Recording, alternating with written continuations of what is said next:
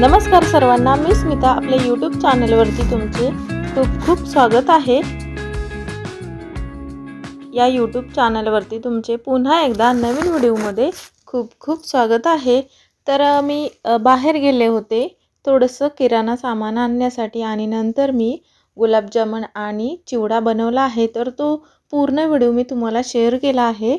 तर नक्की व्हिडिओ शेवटपर्यंत बघा आणि आवडला असल्यास नक्की लाईक करा, शेअर करा, सबस्क्राइब करायला विसरू नका। तर चला व्हिडिओला सुरुवात करूया। आज मी तुम्हाला हटके खव्याचे गुलाबजामुन कसे करायचे याविषयी सांगणार आहे। तर आमच्या इकडे गाईचा प्युअर खवा मिळतो, म्हणजे ताजा ताजा असा गाईचा खवा मिळतो। तो ताजा खवा मी घेऊन आले होते। तो खवा मी घेतला आहे। तर एका स्वच्छ ताटामध्ये खवा घेऊन त्याला हातानेच मी मऊ केलेला आहे। आणि इकडे विश्वराजला मैदा कॉर्नफ्लॉवरचं पीठ हे मी चाळायला सांगितलं आहे, तर तो मला आवडीने मदत करू लागतो। तर खलबत्त्यामधला कुट्टा घेतला आणि त्याच्याने मी बारीक केलं, कारण हाताने जरा घट्ट होता खवा, त्यामुळे हाताने काय होत नव्हतं आणि खिसणीवर पण होतो आणि पुरणाच्या चाळणीमध्ये पण खूप छान असा मऊ होतो, पण त्याची काही गरज वाटत नव्हती। मी हातानेच मऊ केला आणि त्याच्यामध्ये मैदा घालून मी मिक्स केलं। कॉर्नफ्लॉवर आणि मैदा दोन्ही मिक्स करायचं, त्यातलं कोणतंही घातलं तरी चालतं, छान होतो गुलाबजामुन। तर मी साहित्य काय काय घेतलं हे तुम्हाला आता सांगते।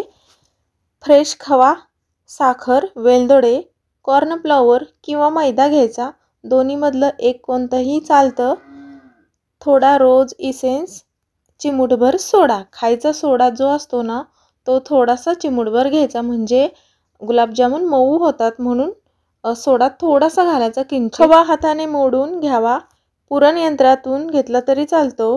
मी इथे हाताने रॉडनी तो बारीक करून घेतला आहे। नंतर त्यात वेलची पूड घालावी, ज्यांना आवडते त्यांनी घालावी। इथे मी काय वेलची पूड नव्हती घातली, कारण मुलांना ते आवडत नाही म्हणून मी घातली नाही। तर चिमूटभर सोडा पाण्यात घालून मग त्या पाण्यात घातलेल्या सोड्यामध्ये ते पीठ आणि खवा मळून घ्यायचा, म्हणजे कॉर्नफ्लॉवरचं पीठ असो किंवा मैदा असो दोन्ही मिक्स असलं तरी चालतं। तर त्याच्यामध्ये थोडंसं पाणी घालून सोडा मिसळून घ्यायचा आणि एकदम छान असा मऊ एकत्र करायचा। थोडा वेळ लागतो, पण जास्त मऊ करून घ्यायचा आणि सगळं एकत्र मिक्स झाले का हे पाहायचं। मऊ गोळे होतात, असे छान गोळे होतात। जोपर्यंत गोळा मऊ होत नाही तोपर्यंत त्याला मळून घ्यायचं, नाहीतर त्याला चिरा पडल्या जातात। चिरा पडल्या की अजिबात गुलाबजामुन छान होत नाहीत। तर मी गोळ्या बनवल्या आणि तळून घेतल्या। तर सर्वांनी मला गोळे बनवायला आणि गुलाबजामुन बनवायला मदत केली। तर एवढे मी तळून घेतले आहेत। तुम्ही तूप किंवा तेल दोन्हीमधलं कोणतंही वापरू शकता। तर मी इथे तेलच वापरलं आहे गुलाबजामुन बनवायला। छोटे छोटे गोळे करून आपल्या आवडीनुसार गोळे बनवायचे आणि ते तळून घ्यायचे मंद अग्नीवर। आणि त्यानंतर साखरेचा पाक बनवायचा। 1 किलोला मी 1 किलो साखर घेतली आहे आणि 2 ग्लास पाणी घेतलं आहे। थोडंसं जास्तच पाणी लागतं, गुलाबजामुनमध्ये पाणी मुरायला लागतं, पाक मुरतो, त्यामुळे थोडंसं 2-2.5 ग्लास पाणी घ्यायचं 1 किलो खव्याला।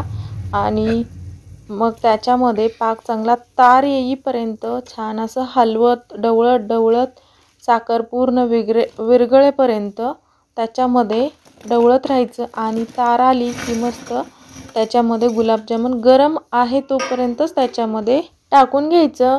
गरम असल्यामुळे पटकन पाक गुलाबजामुनमध्ये मुरतो, म्हणून गरम पाकामध्येच गुलाबजामुन टाकायचे।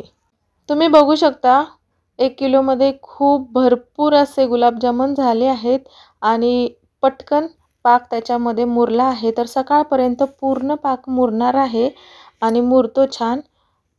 तर एकदम व्यवस्थित गोळ्या झाल्या आहेत आणि तळल्या पण आहेत आणि त्याच्यामध्ये पाक चांगला मुरत आहे।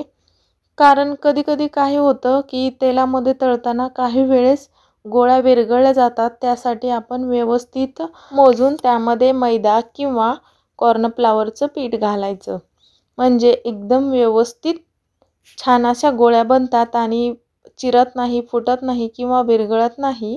तर त्याच्यामध्ये पाक पूर्ण असा मुरला आहे आणि मी नंतर बर्नीमध्ये भरून ठेवणार आहे। बर्नी स्वच्छ घासून ठेवली होती, त्याच बर्नीमध्ये मी गुलाबजामुन ठेवला आहे। तर बघू शकता छान असं गुलाबजामुन झालं आहे। तर 1-2 दिवसात संपून जातात आणि म्हणून मी प्लास्टिकच्या बर्नीमध्येच ठेवलं आहे। तर जास्त दिवसासाठी जर आपल्याला ठेवायचं असेल तर त्यासाठी मग स्टीलचा डबा वापरावा लागतो। मला काय 2 दिवसासाठीच ठेवायचा होता म्हणून मी तोपर्यंत प्लास्टिकच्या बर्नीमध्येच ठेवला आहे। तर छान असे मऊ लुसलुशीत गुलाबजामुन झाले आहेत। तर चला आता तुम्हाला चिवडा दाखवते। मी साध्या पद्धतीने सहजच असा चिवडा बनवला। शेंगदाणे, डाळे आणि मक्याचे पोहे होते। खास तर मला मक्याच्या पोह्यांचा चिवडा बनवायचा होता, पण थोडेसे चिरमुरे पण होते। तर मग मी काय केलं, त्याच्यामध्येच ते मिक्स केलं, शेंगदाणे, डाळे आणि मक्याचे पोहे, हळद, मीठ, तेल आणि लाल तिखट असं मी टाकून मिक्स केलं। थोडीशी पिठी साखर पण टाकायची म्हणजे चिवड्याला छान असा चव येते। तर लांबोटी चिवडा असाच असतो। तर मी साध्या पद्धतीने बनवला पण खूप छान असा चिवडा झाला आहे।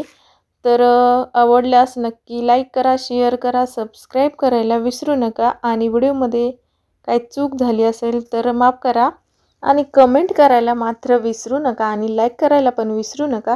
तुमच्या एका लाईकमुळे आणि एका कमेंटमुळे खूप छान आम्हाला प्रोत्साहन मिळतं आणि आम्ही चांगल्या प्रतीचे व्हिडिओ बनवायला तयार होतो। तर तुमच्या जर चांगल्या कमेंट आणि लाईक असेल तर खूप छान वाटतं आम्हाला।